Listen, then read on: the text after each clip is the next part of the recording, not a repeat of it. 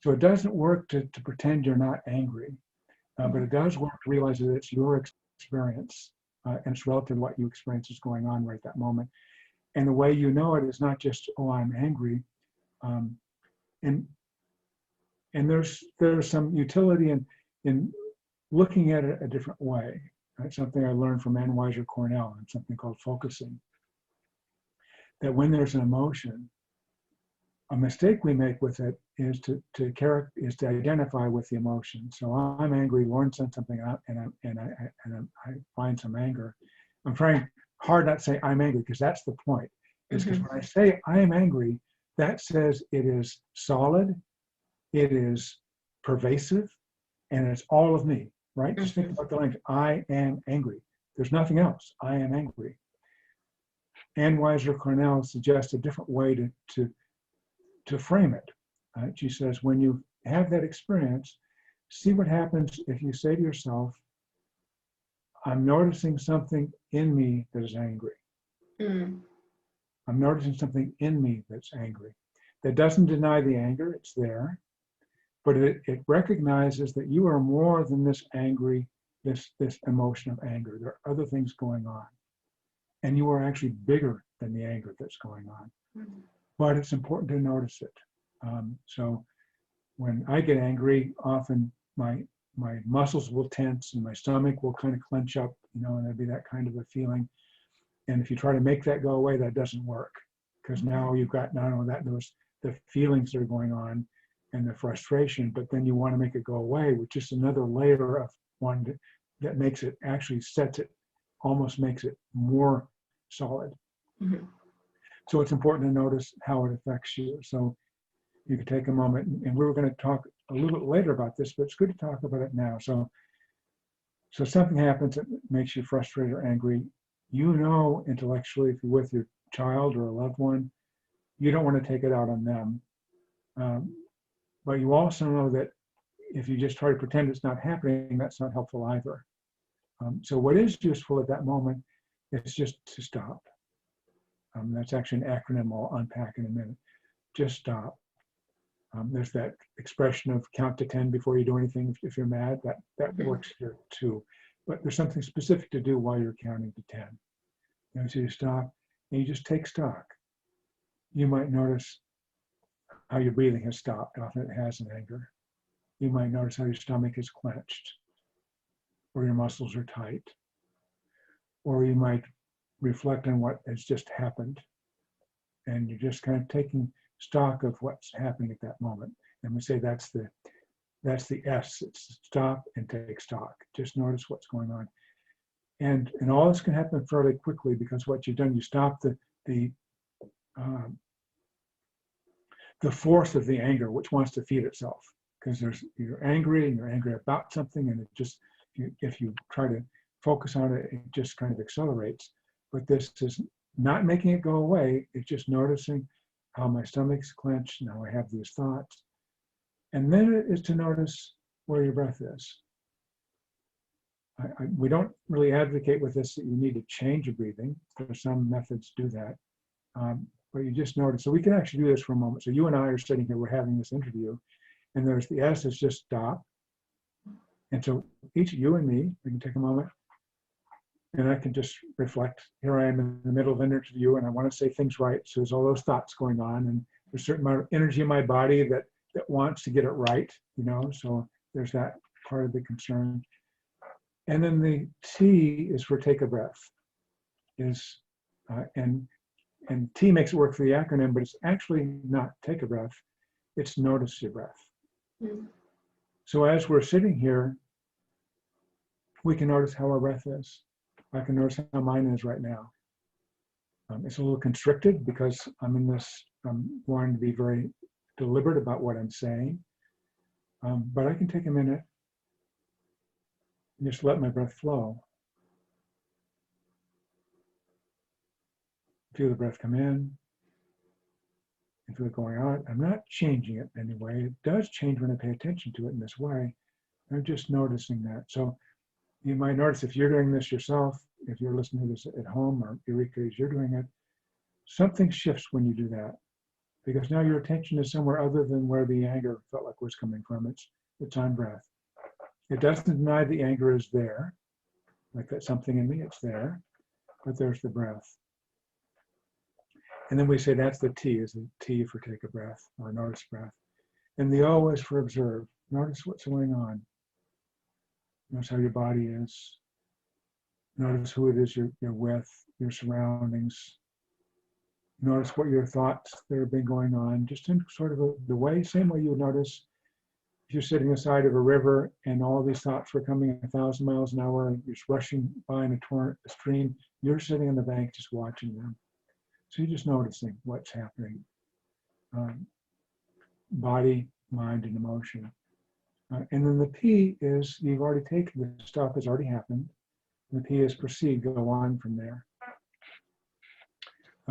And that moment where you're picking things back up, you'll most likely be in a different place than you were at the beginning of the process, just because you've created that pause. And it wasn't by pushing it away, and it wasn't by accelerating the feeling. It was by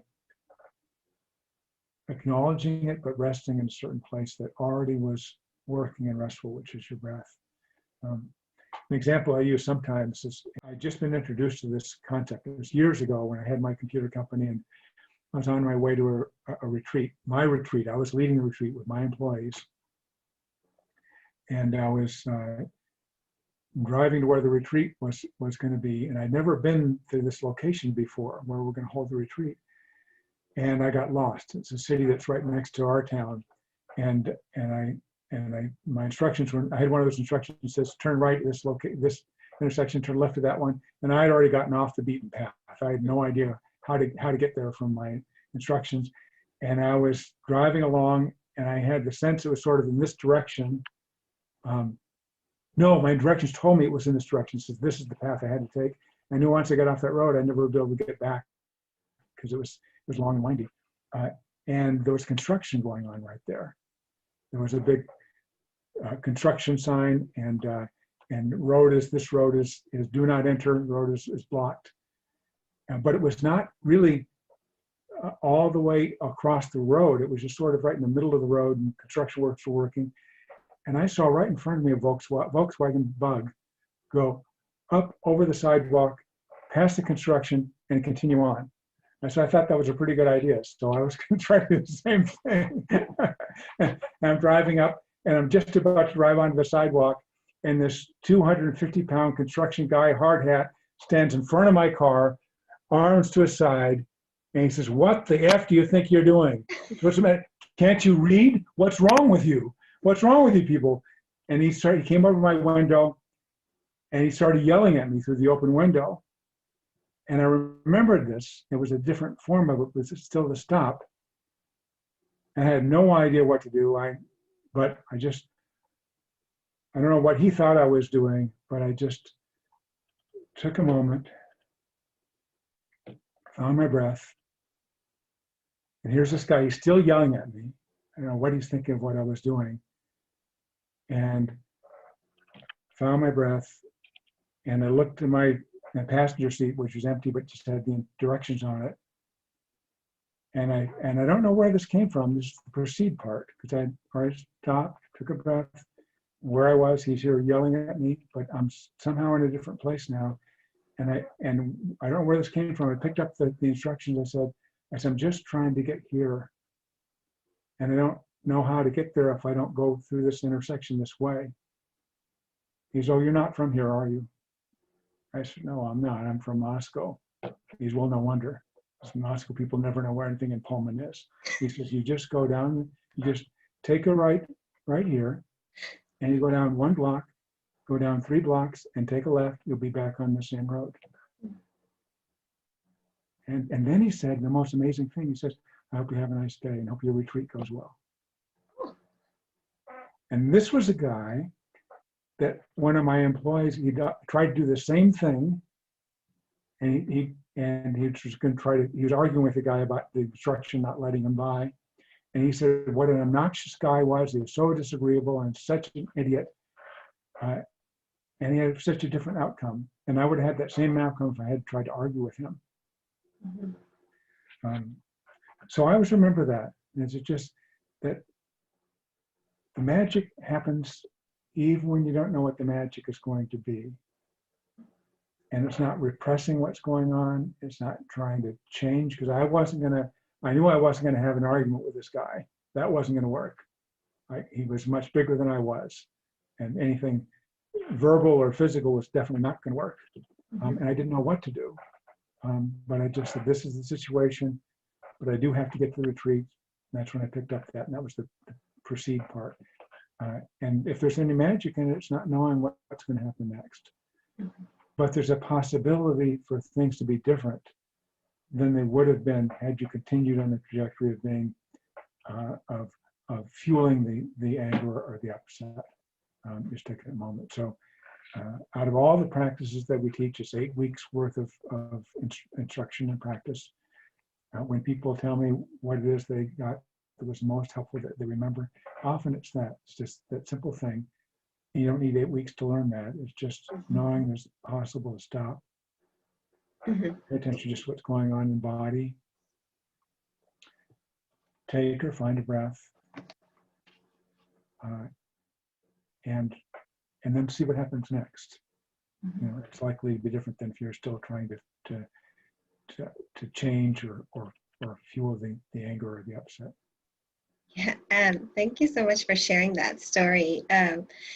It's kind of funny. It was really funny for me, but I think when you're sharing your story, I was like, wow, that's by doing this stop, you are not reacting to the anger and like your ego, like he's yelling at you and saying all these F-bombs and stuff. Yeah. Is you weren't reactionary, and doing this stop, this stop allowed you and gave you the space to be at a different place so that you can respond differently. And at that moment, it's important to know, at that moment, I didn't want to react. I wanted to yell back. Yeah. I wanted to hit him, but I knew that was stupid. But I didn't want to yell back. I wanted to argue and explain why I was doing what but I didn't immediately, because if I had done it at that moment, if I had taken that same paper and says, look, here's my instructions and I can't I know how to get there, it would have been fueled by anger, and that would have gotten more anger from him. But by doing the stop, something shifted, But there was that moment I did want to react. I wanted to yell back, or I wanted to say, it's not my fault. I wanted to say, I wanted him to understand. I didn't want him to be yelling at me anymore. So it's important to recognize it doesn't happen immediately, but something magic happens if you do just stop and find your breath. So is this stop exercise or technique something that kids and parents can do? Yeah, kids can understand that, because they're not going to understand if you tell them that they have to stop crying. And so you wouldn't just tell them to stop. You could just say at that moment, well, if they're crying, if it's a child, you're just going to hold them. That's all you're going to do. But if they're saying you find that they're upset with something, somebody you can have a conversation with, so they're not an infant anymore, and for them, the nonverbal is best, just holding them. And actually, verbally, you're going to do the same thing, but verbally, not just with emotions. So if you have a child or a teenager or somebody's really angry or really upset at you or somebody else, actually teaching it when that happens is not going to be very helpful, because if I had, in the middle of that, if I hadn't had experience with the stop method, with this construction worker yelling at me, wouldn't have worked because I didn't have any practice with it. So with a child, you can, at another time, at bedtime or another time, you say, we can just try, I want you to try something with me. It's something that I've learned is there's a way when, at times when you get really upset with things, and of course they can think of times, there's something that we can do together that might be helpful. And it has to do with just taking a breath, which sounds odd that can help, but it's just, you just stop and take a breath. And so we can experiment, you and the child, with with what it means to take a breath. I mean, what does it even mean to take a breath? You know, how do you even know you're breathing? You know, if you closed your eyes, you probably know you're breathing, right? And they'd say, yeah, of course. And you say, so as you're laying there, sitting there, just seeing where you can find your breath. It could be your tummy, but your tummy will move when you breathe. You pay attention. It could be your chest, or it could be the movement of air through your throat or your nostrils. If you put your finger by your nose, you could feel breath. But just see right now where you feel your breath. See if you can do that. And for anybody, not even just for a child, we're not used to doing that. So it may take a minute for them to locate it. Say, oh yeah, I feel it. Maybe even putting the hand on the belly or the chest, they can feel it. Feel the movement. Oh yeah, I feel that. So that's it. You just feel how that moves. Feel how it moves. And you can almost turn it into kind of a meditation with them. And sometimes when I begin a meditation with the group, I'll do it the same way. You can notice your breath and just let it be the way it is. You're not trying to make it go faster or slower, but just noticing. There's the breath and breath. And if you're with the other person, your child, you can notice how the breathing is. So now you can feel that breath come in. You feel how it turns around, it goes around. You can experiment with that a little bit. And just that much, just 2 or 3 minutes, something will shift in them as they pay attention that way. And you can practice this with them together. And after they learn how to do this a little bit, you can suggest that those times when things get really tense and really difficult and they're frustrated with something, it's possible for them to do this. You know, it's kind of like, it's like them putting up a stop sign to whatever's going on. Something's happening they don't like. They're saying, they're not trying to make somebody stop, but they're just saying, let's halt the process right now that's going on and bring attention. We don't have a lot of control over what we're experiencing, but we'd have a fair amount of control about where we're experiencing it. So if something is out here, it's happening, and stop, we bring our attention back to ourselves, our body, so we can move it there. And there's breath. And Yeah, breath or two later. Then you can notice what's going on and then see where you are from there. So it's kind of a very long explanation, but for a child, it can be interesting for them to discover there's a way for them to notice their own breath in that way, eyes closed or open. And that's a way for them, when things feel like they're getting out of control, out of hand, they're not trying to force it not to be out of control, not to change the situation, but just to bring attention to somewhere where something is happening naturally and smoothly. Yeah. I really liked that you suggested to practice this not in the moment of chaos, but, you know, as you said, if you practice it, you know, before bedtime or things like that, so they understand this process when there's that moment of chaos or meltdown. It could be like, hey, remember the stop exercise, you know, and then so they're already aware. Yeah, but even more important than what you're going to do with them is to do it yourself.